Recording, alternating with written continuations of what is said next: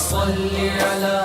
سيدنا ومولانا محمد وعلى بسم اللہ الرحمن الرحیم۔ السلام علیکم ناظرین و سامعین کرام، پروگرام یاد الہی دیکھنے کے لیے، یاد الہی کے سابقہ تمام پروگرامز دیکھنے کے لیے، بالخصوص وظائف دیکھنے، سننے، جاننے اور پڑھنے کے لیے آپ ہمارے یوٹیوب چینل یاد الہی یعنی YAADESPACEILAHI یوٹیوب چینل یاد الہی کو سبسکرائب بھی کیجیے، لائک بھی کیجیے، کمنٹس بھی کیجیے، تاکہ یاد الہی کے مختلف پروگرامز اور وظائف سے آپ مکمل رہنمائی حاصل کر سکیں۔ جی ناظرین و سامعین، پروگرام یاد الہی میں روزانہ عظیم ہستیوں کے تذکارے پاک کیے جاتے ہیں اور کچھ ایسے موضوعات پر گفتگو ہوتی ہے جن سے آپ کو رہنمائی حاصل ہوتی ہے۔ آج غزوہ حنین اور پھر غزوہ طائف، اس کے حوالے سے گفتگو ہوگی۔ اس غزوہ کا پس منظر کیا ہے، کیوں پیش آیا، اور پھر اس کے حالات اور واقعات کیا پیش آئے۔ 8 ہجری میں رمضان المبارک 20 رمضان المبارک میں اللہ سبحانہ وتعالی نے تمام مسلمانوں کو، صحابہ کرام علیہم رضوان کو، آقا کریم صلی اللہ علیہ وآلہ وصحبہ وبارک وسلم کو فتح مبین، فتح عظیم، فتح مکہ سے نوازا۔ فتح مکہ سے پہلے بھی تمام غزوات میں اللہ سبحانہ وتعالی نے صحابہ کرام علیہم رضوان کو، آقا کریم صلی اللہ علیہ وآلہ وسلم کو فتح و نصرت سے نوازا، اور فتح مکہ بالخصوص کفار مکہ کے حوالے سے، مشرکین مکہ کے حوالے سے، عرب کے جو بڑے بڑے قبائل اسلام دشمن تھے ان کے حوالے سے بہت بڑی فتح تھی یہ، کہ جس میں یوں سمجھیے کہ معمولی سی 1-2 جھڑپوں کے علاوہ کوئی بڑی جنگ نہیں ہوئی۔ اللہ رب العزت نے فتح عظیم عطا فرما دی جنگ کے بغیر، اور اس جنگ کے لیے فتح مکہ کی طرف آتے ہوئے 10,000 صحابہ کرام علیہم رضوان مدینہ طیبہ سے چلے تھے۔ 2,000 صحابہ کرام گرد و بیش کے جو قبائل تھے بالخصوص مکہ المکرمہ کے ارد گرد، وہ 9 مسلم صحابہ کرام علیہم رضوان بھی ساتھ شامل ہوئے۔ 12,000 صحابہ کرام علیہم رضوان کا یہ عظیم الشان لشکر مکہ المکرمہ میں فاتحانہ شان سے داخل ہوا 8 ہجری رمضان المبارک میں۔ اب جب مکہ المکرمہ فتح ہوا، کئی بڑے بڑے سرداران قریش جو ہیں وہ ایمان لائے۔ سیدنا ابو سفیان رضی اللہ عنہ، سیدنا امیر معاویہ رضی اللہ عنہ کے علاوہ دیگر لوگ، اللہ کے پیارے حبیب صلی اللہ علیہ وآلہ وسلم نے سب کو آزاد فرما دیا، حتیٰ کہ فرمایا کہ جو کعبۃ اللہ میں پناہ لے اس کے لیے بھی امان ہے، جو ابو سفیان جو بھی مسلمان نہیں ہوئے ان کے گھر میں پناہ لے اس کے لیے بھی امان، جو اپنے گھر میں پناہ لے اس کے لیے بھی امان، یعنی امان ہی امان کا حکم دے دیا۔ اتنی عظمت، رفعت اور شان کے ساتھ، اتنے کریمانہ انداز کے ساتھ، محبت بھرے انداز کے ساتھ مکہ المکرمہ فتح ہوا، اور وہ لوگ جو اسلام اور مسلمانوں اور صحابہ کرام علیہم رضوان کے جانی دشمن تھے، نبی کریم صلی اللہ علیہ وآلہ وسلم کے جانی دشمن تھے، ان کو آزاد بھی فرما دیا، ان کو معاف بھی فرما دیا، ان کو امان بھی دے دی۔ تاریخ انسانیت میں اس سے بڑھ کر کبھی بھی کہیں بھی معافی کا تصور نہیں ہو سکتا کہ ایسے لوگ جنہوں نے ظلم و ستم کے پہاڑ توڑے، آقا کریم صلی اللہ علیہ وآلہ وسلم اور صحابہ کرام علیہم رضوان نے ان کو بھی معاف فرما دیا۔ کیا کوئی بھی مذہب، کوئی بھی دین، حتیٰ کہ آج کے بھی سو کالڈ سیویلائزڈ کمیونٹیز، معاشرے اور اپنے آپ کو بڑے مہذب کہنے والے لوگ، وہ یہ مثال پیش نہیں کر سکتے۔ آج تو امریکہ اور اس کے حواری یورپین کنٹریز، دیگر ممالک جو بظاہر ہیومن رائٹس کے چیمپئن بنتے ہیں، جو انسانی حقوق کے علمبردار بنتے ہیں بظاہر صرف نام کے طور پر، لیکن وہی مسلمانوں کو انسان بھی نہیں سمجھتے، مسلمانوں پر جھوٹے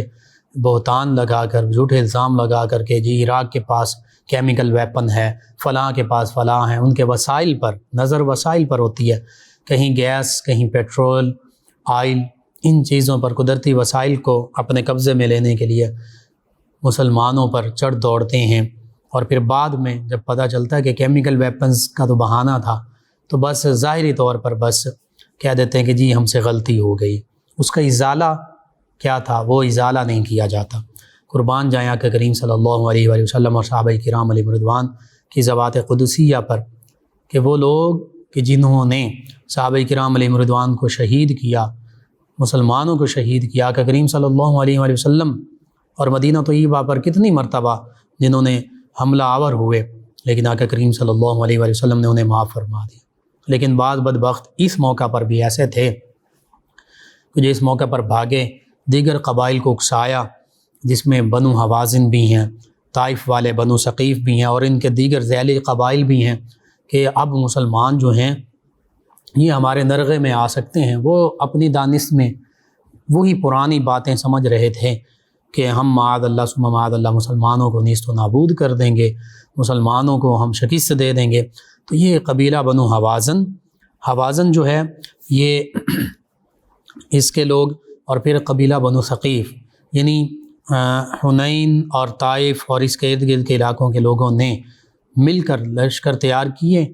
اور اپنی دانش میں وہ یہ سمجھ رہے تھے کہ ہم مسلمانوں کو شکست دیں گے۔ ہوا یوں کہ غزوہ حنین جو ہے اسی موقع پر پھر پیش آئی، اسی وجہ سے پیش آئی۔ آقا کریم صلی اللہ علیہ وآلہ وسلم کو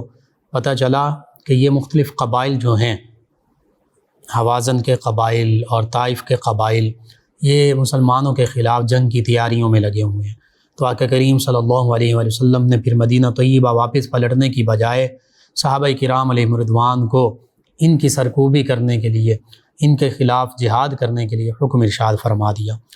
نبی کریم صلی اللہ علیہ وآلہ وسلم کی جو جنگی حکمت عملی ہے، چاہے وہ غزوہ بدر میں ہو، غزوہ احد میں ہو، غزوہ احزاب یعنی غزوہ خندق میں ہو، غزوہ خیبر میں ہو، غزوہ تبوک میں ہو، یا یہ غزوہ حنین اور غزوہ طائف میں ہو، بڑی خوبصورت حکمت عملی ہے۔ آج کے مسلمانوں کے لیے بھی یہ حکمت عملی مشعل راہ ہے۔ اسلام کی تعلیم یہ ہے، آقا کریم صلی اللہ علیہ وآلہ وسلم کی یہاں پر بھی حکمت عملی یہ ہے، وَأَعِدُّوا لَهُم مَّا اسْتَطَعْتُم مِّن قُوَّةٍ وَمِن رِّبَاطِ الْخَيْلِ تُرْهِبُونَ بِهِ عَدُوَّ اللَّهِ وَعَدُوَّكُمْ وَآخَرِينَ مِن دُونِهِمْ لَا تَعْلَمُونَهُمُ اللَّهُ يَعْلَمُهُمْ۔ اللہ فرماتا ہے کہ تم اپنے گھوڑے اور اپنی طاقت وہ کافروں کے مقابلے میں ہمہ وقت تیار رکھو، تاکہ جو اللہ کے اور تمہارے دشمن ہیں، جو خفیہ دشمن ہیں جنہیں تم نہیں جانتے اللہ جانتا ہے، ان پر تمہارا رعب و دبدبہ قائم رہے۔ یعنی ہر لمحہ کفار، منافقین، مسلمانوں کے دشمن، اللہ کے رسول صلی اللہ علیہ وآلہ وسلم کے دشمن، اور جو منافقین ہیں چھپے ہوئے دشمن، اللہ فرما رہا ہے ان کے لیے تم ہمہ وقت اپنی پاور تیار رکھو، اپنی طاقت تیار رکھو، اپنے گھوڑے تیار رکھو، یعنی اپنا اسلحہ تیار رکھو، میزائلز، ایٹامک پاور ہو تو وہ تیار رکھو، تاکہ ان پر رعب و دبدبہ قائم رہے۔ تو یہاں پر بھی نبی کریم صلی اللہ علیہ وآلہ وسلم تو اور صحابہ کرام علیہ رضوان تو ہر لمحہ جہاد کے لیے تیار رہتے تھے، شوق شہادت کے لیے تیار رہتے تھے۔ تو جب آقا کریم صلی اللہ علیہ وآلہ وسلم کو جب جہاں پتہ چلتا تھا کہ فلاں لوگ جو ہیں، چاہے وہ یہود ہیں، منافقین ہیں، کفار ہیں، مشرکین ہیں، یہ مسلمانوں کے خلاف تیاری میں لگے ہیں، تو آقا کریم صلی اللہ علیہ وآلہ وسلم پھر پیچھے نہیں بیٹھتے تھے، پھر یہ نہیں دیکھتے تھے کہ یہ تیاری کر رہے ہیں تو ہم ہاتھ پر ہاتھ دھر کر بیٹھ جائیں، نہیں، پھر آقا کریم صلی اللہ علیہ وآلہ وسلم ان کے مقابلے میں سینہ سپر ہو جاتے تھے۔ پھر آقا کریم صلی اللہ علیہ وآلہ وسلم اور صحابہ کرام علیہ رضوان ان کے مقابلے میں بے خوف ہو کر نکل پڑتے تھے، اور پھر ان پر اللہ کے جو دشمن تھے، جو اللہ کے رسول صلی اللہ علیہ وآلہ وسلم کے دشمن تھے، جو صحابہ کرام علیہ رضوان کے دشمن تھے، جو اسلام کے دشمن تھے، ان کا قلع کما فرمایا کرتے تھے۔ آج ہماری صورتحال کیا ہے؟ آج اس کے برعکس ہم خواب غفلت میں پڑے ہوئے ہیں، غفلت کی نیند سو رہے ہیں، اور مسلمانوں پر، مسلمان ممالک پر یہود و ہنود حملہ آور ہوتے ہیں، ہم اسی غفلت کی نیند میں ڈوبے ہوئے ہیں۔ 34 ممالک کے اسلامی افواج کا اتحاد موجود، لیکن واللہ عالم وہ کس مقصد کے لیے بنایا گیا؟ اصل مقصد تو یہی تھا کہ مسلمانوں کو جہاں ضرورت پڑے گی وہ 34 مسلمان ممالک کی افواج وہاں سب سے آگے نظر آئے گی، وہ فلسطین میں نظر آئے گی، وہ کشمیر میں نظر آئے گی، وہ شام میں نظر آئے گی، وہ عراق میں نظر آئے گی، وہ افغانستان میں نظر آئے گی، وہ برما میں نظر آئے گی، وہ دیگر ممالک میں جہاں جہاں مسلمانوں کو ضرورت ہوگی وہاں نظر آئے گی، لیکن ہمیں وہ کہیں نظر نہیں آتی۔ لیکن جب ہم آقا کریم صلی اللہ علیہ وآلہ وسلم کی ذات بابرکات کی طرف نظر دوڑاتے ہیں تو آقا کریم صلی اللہ علیہ وآلہ وسلم کی ذات مبارکہ ہمیں ہر اس جگہ پر نظر آتی ہے جہاں مسلمانوں کو، اسلام کو آقا کریم صلی اللہ علیہ وآلہ وسلم اور صحابہ کرام کسی مسلمان سپاہ کی ضرورت ہوتی ہے، لشکر اسلامی کی ضرورت ہوتی ہے، آقا کریم صلی اللہ علیہ وآلہ وسلم وہاں آگے سے آگے ہوتے ہیں۔ بہرحال فتح مکہ کے بعد کثیر تعداد میں مختلف قبائل اور مشرک اور قریش کے لوگوں نے بھی اسلام قبول کیا۔ یہ آقا کریم صلی اللہ علیہ وآلہ وسلم کی حکمت عملی تھی جو اللہ رب العزت نے آپ کو حکمت سے نوازا۔ لیکن چند ایک لوگ جس میں بنو حوازن اور ثقیف، یہ حنین میں موجود دو قبیلے جو تھے، یہ جنگجو بھی تھے، فنون جنگ سے واقف بھی تھے، ان لوگوں پر فتح مکہ کا الٹ اثر پڑا، بجائے یہ کہ آقا کریم صلی اللہ علیہ وآلہ وسلم کی محبت، رحم دلی، نرمی اور معافی سے اسلام قبول کر لیتے، اسلام کے قریب آتے، یہ لوگ اسلام کے مزید دور ہو گئے اور اپنی نام نہاد غیرت کہ قبائلی جو غیرت ہوتی ہے وہ ان کے ذہنوں پر سوار ہو گئی، اور انہوں نے یہ خیال قائم کر لیا کہ فتح مکہ کے بعد ہماری باری ہے۔ اگرچہ اگر یہ یوں جنگ کی تیاری نہ کرتے تو آقا کریم صلی اللہ علیہ وآلہ وسلم ہو سکتا تھا مدینہ طیبہ تشریف لے جاتے، انہوں نے خود جنگ تنگ آمد بجم آمد، یعنی خود مسلمانوں کے خلاف محاذ کھڑا کیا۔ تو اب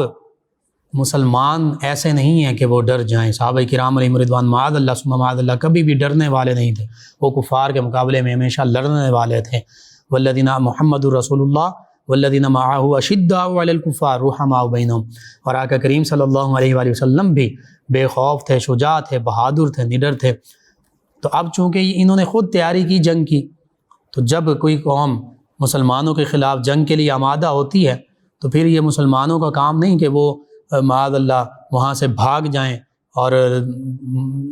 یہ عام مسلمانوں کا میں ذکر کر رہا ہوں، آج کے مسلمانوں کا۔ تو نبی کریم صلی اللہ علیہ وآلہ وسلم کی تو شان سے یہ بعید ہے، ہم تصور بھی نہیں کر سکتے کہ معاذ اللہ ثم معاذ اللہ کفار تو نبی کریم صلی اللہ علیہ وآلہ وسلم، صحابہ کرام، مسلمانوں اور اسلام کے خلاف لڑنے کے لیے تیاریاں کر رہے ہوں، اور معاذ اللہ ثم معاذ اللہ آقا کریم صلی اللہ علیہ وآلہ وسلم اور صحابہ کرام معاذ اللہ ثم معاذ اللہ نقل کفر نہ باشد کہ وہ وہاں سے بھاگ جائیں، یہ ایسا کبھی نہیں ہو سکتا۔ آقا کریم صلی اللہ علیہ وآلہ وسلم تو اس کائنات میں سب سے بڑھ کر بہادر اور شجاع ہے، صحابہ کرام علیہم رضوان اس کائنات میں سب سے بڑھ کر بہادر شجاع ہیں۔ وہ تو اپنی جانیں، آقا کریم صلی اللہ علیہ وآلہ وسلم تو فرمایا کرتے تھے کہ میری تو یہ تمنا ہے کہ اللہ کے راستے میں شہید کر دیا جاؤں، پھر زندہ کیا جاؤں، پھر شہید کر دیا جاؤں، پھر زندہ کیا جاؤں، پھر شہید کر دیا جاؤں، پھر زندہ کر دیا۔ یہ آقا کریم صلی اللہ علیہ وآلہ وسلم سے بڑھ کر شوق شہادت کا جذبہ کس کا ہو سکتا ہے، جنہوں نے صحابہ کرام علیہم رضوان کے قلوب و اذہان میں شہادت کے جذبے کو بٹھا دیا، اور صحابہ کرام علیہم رضوان نبی کریم صلی اللہ علیہ وآلہ وسلم ہی کے حکم پر اپنی جانیں ہر موقع پر قربان فرما دیا کرتے تھے۔ تو آقا کریم صلی اللہ علیہ وآلہ وسلم کو جب پتہ چلا کہ بنو ثقیف اور بنو حوازن یہ جنگ کی تیاری کر رہے ہیں، تو آقا کریم صلی اللہ علیہ وآلہ وسلم نے صحابہ کرام علیہ رضوان کو بجائے مدینہ طیبہ جانے کے ان حنین کی جانب، کیونکہ یہ قبیلہ بنو حوازن اور قبیلہ ثقیف یہ حنین میں جمع ہو رہا تھا، اس جانب جانے کا اور پیش قدمی کا حکم ارشاد فرما دیا۔ نبی کریم صلی اللہ علیہ وآلہ وسلم اس سے پہلے اپنے سفیر کو بھی، اپنے مخبر جو ہیں ان کو بھی بھیجا، سیدنا عبداللہ بن نبی حضردین کو بھیجا، انہوں نے ساری تفصیل آ کر بتائی کہ بالکل ایسا ہی معاملہ ہے، بنو ثقیف اور بنو حوازن اور ان کے دیگر جو قبائل ہیں وہ مسلمانوں کے خلاف بڑے پیمانے پر جنگ کی تیاری کر رہے ہیں۔ انہوں نے تمام قبائل کو جمع کیا، اور قبیلہ حوازن کا جو سب سے بڑا سردار تھا مالک بن عوف، وہ ان تمام افواج کا سپہ سالار بنا، اور اسی طرح 100 برس سے زائد عمر کا بوڑھا درید بن السما جو عرب کا مشہور شاعر اور مانا و بہادر تھا، یہ بطور مشیر کے میدان جنگ میں وہ اپنے ساتھ اسے لائے، اور اس طریقے سے آئے کہ یہ لوگ اپنی بیویوں کو، عورتوں کو، بچوں کو، بوڑھوں کو، حتیٰ کہ جانوروں تک کو بھی میدان جنگ میں لے آئے، تاکہ کوئی بھی سپاہی جو ہے ان کا وہ میدان جنگ سے بھاگنے کا خیال بھی نہ کرے۔ جب اسے پتہ ہوگا کہ میرے گھر کا سارا ساز و سامان بھی میدان جنگ میں ہے، میری بیوی بھی میدان جنگ میں ہے، میرے بچے بھی میدان جنگ میں ہیں، بوڑھے والدین بھی میدان جنگ میں ہیں، تو اب پیچھے کہاں جانا ہے، سب کچھ تو میدان جنگ میں موجود ہے۔ تو نبی کریم صلی اللہ علیہ وآلہ وسلم نے شوال سن 8 ہجری میں 12,000 کا لشکر جمع فرمایا۔ وہ 10,000 صحابہ کرام علیہم رضوان جو مدینہ طیبہ سے چلے، اور 2,000 نو مسلم صحابہ کرام، اور پھر نبی کریم صلی اللہ علیہ وآلہ وسلم اس شان کے ساتھ حنین کا رخ کیا کہ اسلامی افواج کی کثرت اور اس کے جاہ و جلال کو دیکھ کر بعض نو مسلم صحابہ کرام علیہم رضوان ان کی زبان سے یہ بے ساختہ نکل گیا کہ آج بھلا ہم پر کون غالب آ سکتا ہے۔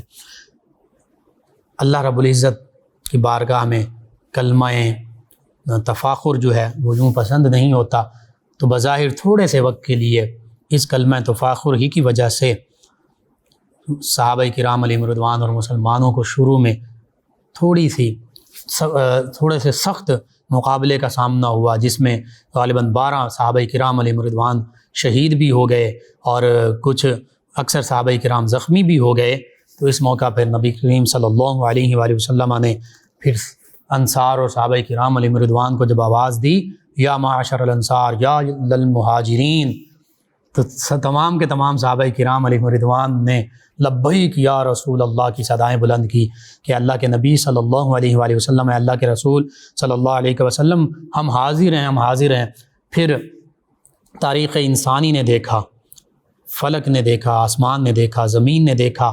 کہ صحابہ کرام علیہم رضوان چاہے وہ مہاجر ہیں یا انصار ہیں یا چاہے نو مسلم ہیں، وہ ان قبائل پر یوں ٹوٹ پڑے، قبیلہ بنو حوازن اور بنو ثقیف پر،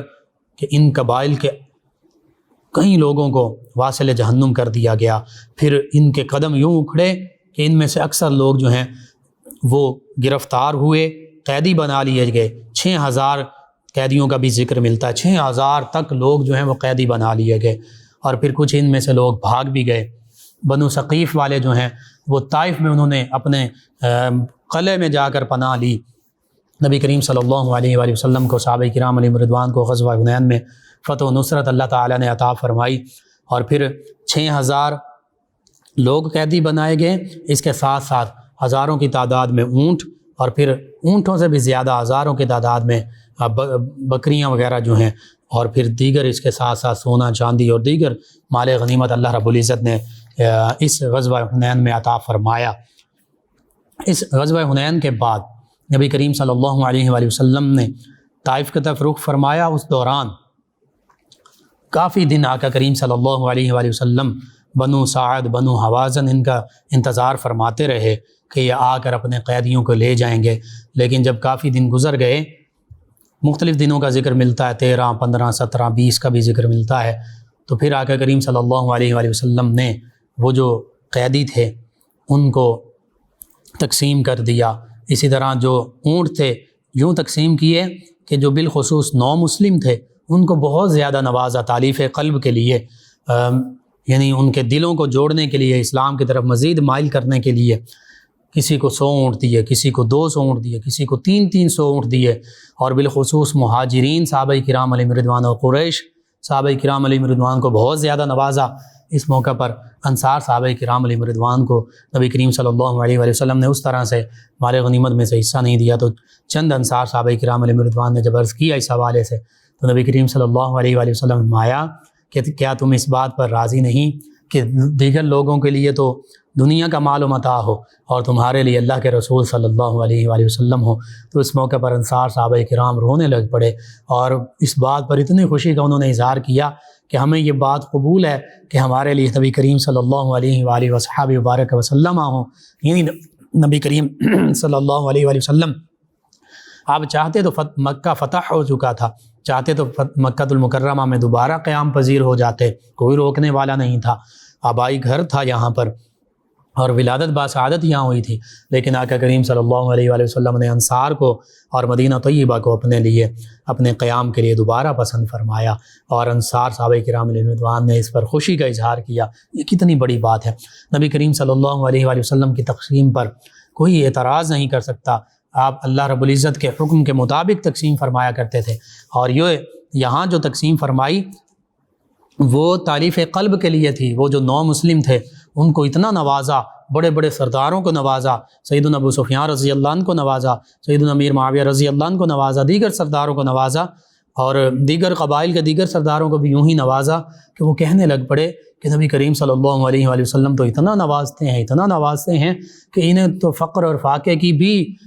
کوئی خوف نہیں ہے۔ اور حقیقت یہ اب نبی کریم صلی اللہ علیہ وآلہ وسلم نے اپنے لیے فقر کو اختیار فرما لیا تھا، اختیاری طور پر فقر اپنے لیے پسند فرمایا تھا۔ نبی کریم صلی اللہ علیہ وآلہ وسلم تو ایسی ہستیاں آپ چاہیں احد پہاڑ کو، دیگر پہاڑوں کو حکم دیں وہ سارے کے سارے پہاڑ سونا بن جائیں، لیکن نبی کریم صلی اللہ علیہ وآلہ وسلم نے خود اپنے لیے فقر اختیار فرمایا۔ پھر آقا کریم صلی اللہ علیہ وآلہ وسلم نے، اور پھر یہ غزوہ حنین کا خاص طور پر ذکر جو ہے یہ سورۃ التوبہ میں، سورۃ التوبہ کے غالباً تیسرے چوتھے رکوع میں تفصیل کے ساتھ موجود ہے۔ پھر یہ فوجیں جو ہیں اوتاس اور بالخصوص طائف کے قلعے میں جو کفار کی فوجیں تھیں وہ جا کر وہاں پر قلعہ نشین ہو گئی، انہوں نے قلعہ بند ہوئیں، قلعے میں اپنے آپ کو محفوظ کر لیا۔ نبی کریم صلی اللہ علیہ وآلہ وسلم اور صحابہ کرام علیہم رضوان پھر طائف کی طرف پیش قدمی فرمائی، مختلف دنوں کا ذکر ملتا ہے وہاں پر رہے۔ تو نبی کریم صلی اللہ علیہ وآلہ وسلم کے ساتھ معاویہ بن نوفل جو ہیں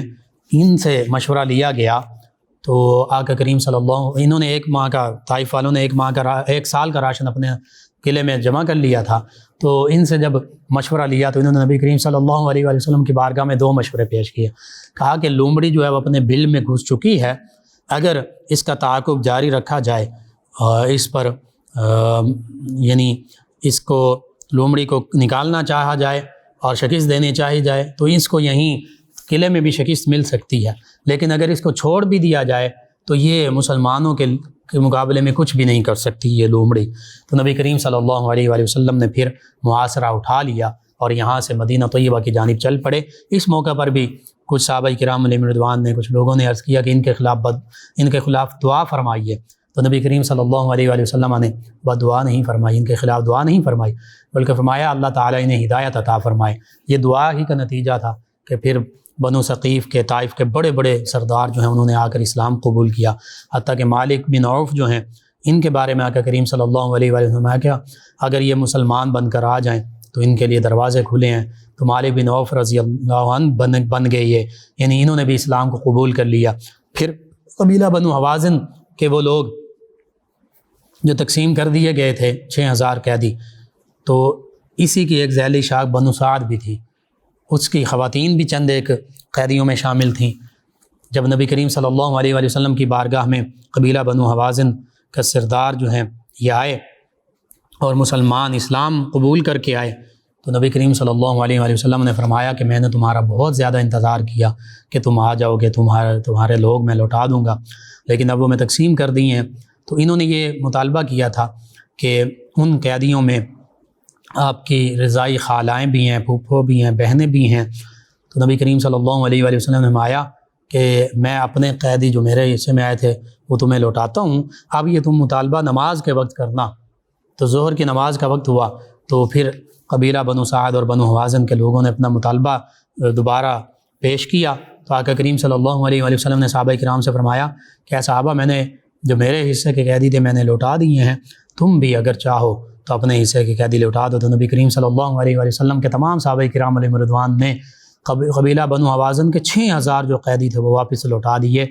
اس پر قبیلہ بنو حوازن کے دیگر کثیر لوگوں نے اسلام کی دولت جو ہے اس کو پا لیا، اسلام کو قبول کیا اور اسلام کے امن کے سائے میں آ گئے۔ اور غالباً اسی موقع پر سیدہ شیمہ رضی اللہ عنہا ان کے حوالے سے بھی ملتا ہے کہ یہ بھی نبی کریم صلی اللہ علیہ وآلہ وسلم کی بارگاہ میں حاضر ہوئیں، تو نبی کریم صلی اللہ علیہ وآلہ وسلم نے بڑے عزت اور اکرام سے ان کو نوازا اور ان کو بڑے تحفے تحائف جو ہیں ان سے نوازا، اور انہوں نے بھی اسلام کی دولت پائی۔ یوں نبی کریم صلی اللہ علیہ وآلہ وصحبہ وبارک وسلم کا یہ سفر طائف جو تھا یہ اس سفر سے یوں مختلف تھا، وہ بھی ایک سفر طائف تھا کہ 10 سنِ نبوی میں جب نبی کریم صلی اللہ علیہ وآلہ وسلم اسلام کا پیغام دینے کے لیے گئے تو انہی طائف کے لوگوں نے نبی کریم صلی اللہ علیہ وآلہ وسلم کو لہو لہان کر دیا، جس میں نازنین سے لہو ٹپک ٹپک رہا ہے، بہہ رہا ہے، نالین مبارک جو ہیں قدمین شریف ہیں ان سے یوں لہو بہا کہ جو نالین مبارکہ ہیں، جو جوتے مبارکہ ہیں وہ خون سے بھر گئے۔ پھر وہ عتبہ اور شیبہ کے باغ میں جب گئے تو وہ ان کا غلام، اس نے جب آپ کی خدمت کی ارداس، تو آپ نے قرآن مجید فرقان حمید کی چند آیات بینات کی تلاوت کی۔ وہ عیسائی تھا، وہ بڑا حیران ہوا۔ اس نے کہا یہ عام کلام نہیں ہے، یہ تو ایسا کلام ہے جو موسیٰ علیہ السلام پر، عیسیٰ علیہ السلام پر نازل ہوا۔ تو نبی کریم صلی اللہ علیہ وآلہ وسلم نے فرمایا ہاں میں اللہ کا آخری نبی ہوں، آخری رسول ہوں، اور اللہ نے یہ مجھ پر وحی فرمائی ہے۔ تو وہ بھی مسلمان ہو گیا۔ اسی طرح جنات کا ایک بڑا گروہ جو ہے، اس نے اس موقع پر اسلام قبول کیا قرآن مجید فرقان حمید کی تلاوت کو سن کر، لیکن اس موقع پر طائف والوں نے اسلام قبول نہیں کیا۔ اس موقع پر وہ پہاڑوں کا فرشتہ بھی حاضر ہوا کہ آپ حکم دیں تو میں ان کو ان پہاڑوں کے درمیان پیس کر رکھ دوں۔ نبی کریم صلی اللہ علیہ وآلہ وسلم نے فرمایا نہیں، یہ اور ان کی نسلیں اسلام قبول کریں گی۔ اور حقیقت میں وہ آپ کی دعا تھی۔ عروہ بن مسعود ثقفی رضی اللہ عنہ، دیگر بنو ثقیف کے لوگ جو انہوں نے اسلام قبول کیا، پھر آنے والی نسلوں نے اسلام قبول کیا۔ محمد بن قاسم علیہ رحمہ بھی اسی قبیلے سے، اسی نسل سے ہیں، جو یہاں بر صغیر پاک و ہند میں مسلمانوں کی خاطر آئے۔ اسلام کی سب سے پہلی ریاست اور سب سے پہلی فتح بالخصوص انہیں حاصل ہوئی۔ اسی طرح پھر آگے ہر قوم میں اچھے لوگ بھی ہوتے ہیں، برے لوگ بھی ہوتے ہیں۔ اسی قوم میں حجاج بن یوسف بھی تھا، اسی قوم میں مختار ثقفی بھی تھا کہ بظاہر اس نے سیدنا امام حسین رضی اللہ عنہ کے قاتلوں سے بدلہ لیا، لیکن آخر میں وہ بھی بدبخت نبوت کا دعویٰ کر بیٹھا اور یوں بڑے ظالموں میں شامل ہو گیا۔ بہرحال اللہ تعالیٰ کے پیارے حبیب صلی اللہ علیہ وآلہ وصحبہ وبارک وسلم کو اللہ تعالیٰ نے پھر ایک وقت آیا کہ طائف بھی اسلام کی ریاست کے زیر نگیں آیا اور سرنگوں ہوا۔ یہ نبی کریم صلی اللہ علیہ وآلہ وسلم کی محبت کا عالم تھا۔ اور پھر طائف میں بالخصوص جو بت پرستی کا معاملہ تھا، ذوالکفین کے جو بت تھے، اس بت خانے کو بھی آقا کریم صلی اللہ علیہ وآلہ وسلم نے اپنے ایک صحابی حضرت طفیل بن عمر دوسی ان کو ایک لشکر کے ساتھ بھیجا، تو وہ بت خانہ جو ہے، وہ بت جو ہے وہ سارے کے سارے توڑ دیے گئے، وہ منہدم کر دیے گئے، ان بتوں کو جلا کر راکھ کر دیا گیا۔ تو یوں پتہ چلتا ہے ہمیں، غزوہ حنین ہو، غزوہ طائف ہو، نبی کریم صلی اللہ علیہ وآلہ وسلم نے مسلمانوں کی بقا کی خاطر، اسلام کی بقا کی خاطر ہمیشہ آگے سے آگے رہے، پیش قدمی اختیار فرمائی، کبھی بھی معاذ اللہ ثم معاذ اللہ پیچھے نہیں رہے، پیٹھ نہیں دکھائی، نہ ہی نبی کریم صلی اللہ علیہ وآلہ وسلم نے، نہ ہی صحابہ کرام علیہم رضوان نے۔ لیکن جو جنگ پر آمادہ ہوتا تھا اس کے ساتھ جنگ فرماتے تھے، اس میں پھر پیچھے نہیں ہٹتے تھے، لیکن جو صلح کی طرف آمادہ ہوتا تھا اس کے ساتھ آگے بڑھ کر صلح فرمایا کرتے تھے۔ تو پتہ چلا آج بھی اسلام کا اصول یہ ہے کہ جو مسلمانوں کے ساتھ صلح کرنا چاہتا ہے برابری کی سطح پر، اس کے ساتھ صلح ہوگی، لیکن جو مسلمانوں پر آج بھی ظلم و ستم کے پہاڑ توڑے گا، چاہے وہ ہندوستان ہو، یہود ہوں، ہنود ہوں، چاہے وہ یہود ہوں، فلسطین اسرائیل کے یہودی ہوں، چاہے وہ کوئی بھی ہو، کوئی اپنے آپ کو سپر پاور کہلانے والا ہو، چاہے وہ افغانستان، عراق، برما، یمن، شام پر چڑھائی کرنے والا ہو، اگر کوئی مسلمان اور اسلام پر حملہ آور ہوگا اور جنگ کی تیاری کرے گا، جنگ کا ارادہ رکھے گا، تو پھر انصاف کا تقاضا بھی یہی ہے کہ جنگ کا بدلہ جنگ، اس کے ساتھ جنگ کی جائے گی۔ لیکن اگر کوئی صلح رکھنا چاہتا ہے، بالکل اس کے ساتھ پھر برابری کے سطح پر صلح کا معاملہ ہوگا، اس کے ساتھ جنگ نہیں کی جائے گی۔ یہ اسلام کی خوبصورت تعلیمات ہیں۔ آج بھی اگر ہمارے مسلمان حکمران،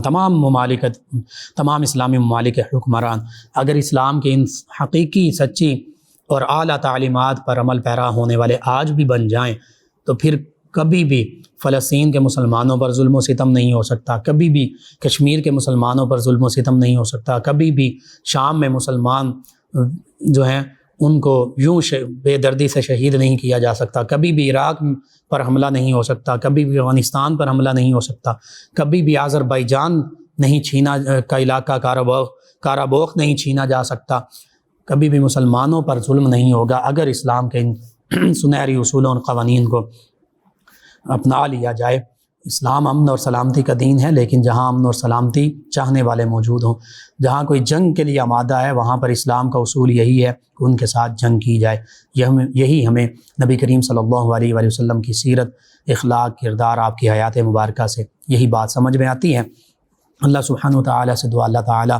ہمیں اسلام کی حقیقی تعلیمات پر عمل پیرا ہونے والے بنا دے، آمین۔ اللہم صلی علی سیدنا و مولانا محمد وعلی سیدنا۔ آپ سماعت فرما رہے ہیں پروگرام یاد الہی۔ ناظرین سامعین، دوران میں جوائن کیا افضل زینب صاحبہ نے کہتی ہیں کہ میری پھپھو کا جوان بیٹا فوت ہو گیا، تو پھپھو روتی رہتی ہیں، ان کے حوصلے کے لیے کوئی وظیفہ بتا دیں، مہربانی ہوگی۔ جی، ایک تو انہیں کہیں کہ باوضو رہیں، دوسرا زیادہ سے زیادہ درود پاک کی کثرت کریں اور اپنے بیٹے کو ایصال ثواب کرتی رہیں، اللہ تعالیٰ بہتری فرما دے گا۔ اس کے ساتھ ساتھ اگر چاہیں تو انا للہ و انا الیہ راجعون یہ بھی پڑھتی رہیں اور اس کے معنی پر غور کریں کہ اللہ فرماتا بے شک ہم اللہ ہی کے لیے ہیں اور ہمیں اللہ ہی کی طرف لوٹ کر جانا ہے۔ اللہ تعالیٰ کی اطاعت ہی اللہ نے واپس لے لیا، جس نے آنا ہے اس دنیا میں اس نے واپس جانا ہی ہے، وہ جب چاہے اپنی بارگاہ میں بلا لیں، تو اللہ کی رضا پر راضی رہنا چاہیے۔ اللہ تعالیٰ انہیں صبر جمیل عطا فرمائے، آمین۔ اسد عبداللہ قادری چشتی صاحب ہیں، کہتے ہیں السلام علیکم لقمان بھائی۔ جی وعلیکم السلام۔ گردے کی پتھری کا آپ نے پوچھا، کل بھی میں نے عرض کیا تھا، سورہ بقرہ کی آیت مبارکہ 74، اس کو 41 مرتبہ پڑھیے، پانی پر دم کر کے پلا دیں، اللہ تعالیٰ شفا عطا فرمائے گا۔ عمران صاحب ہیں مامو کانجن سے، کہتے ہیں نظر بہت کمزور ہو گئی ہے، کوئی عمل بتا دیں۔ جی، یا نورو اس کو کثرت سے پڑھیں، اللہ سے دعا بھی مانگیں، اور اسمد سرما کوشش کر کے منگوائیے، اصل اسمد سرما مدینہ طیبہ سے منگوا لیجئے، وہ آنکھوں میں ڈالیے، انشاءاللہ اللہ تعالیٰ شفا عطا فرمائے گا۔ لیا سے ہمارے ساتھ ہیں مزمل واندر صاحب، فیضان واندر اور آپی سلمہ واندر صاحبہ، آپ کا شکریہ، آپ نے میں جوائن کیا۔ عبد الرحمن صاحب ہیں فیصل آباد سے، کہتے ہیں السلام علیکم۔ جی وعلیکم السلام۔ کہتے ہیں کہ انکل میری امی کی طبیعت ٹھیک نہیں رہتی ہیں، بیمار رہتی ہیں، جاب کرتی ہیں، جب گھر آتی ہیں تو گھبراہٹ ہوتی ہے، جسم میں درد ہوتا ہے، کوئی وظیفہ بتا دیں۔ کہتے ہیں کہ کسی نے کہا کہ تعویذ کیے ہوئے ہیں ان پر۔ جی میں عرض کرتا ہوں، سب سے پہلا یہ صبح اور شام اول آخر 3 مرتبہ درود پاک، اور درمیان میں 3 مرتبہ سورہ فاتحہ، یہ بھی سورہ شفا ہے، 3 مرتبہ آیت الکرسی، 3 مرتبہ چاروں قل، یہ پڑھ کر اپنے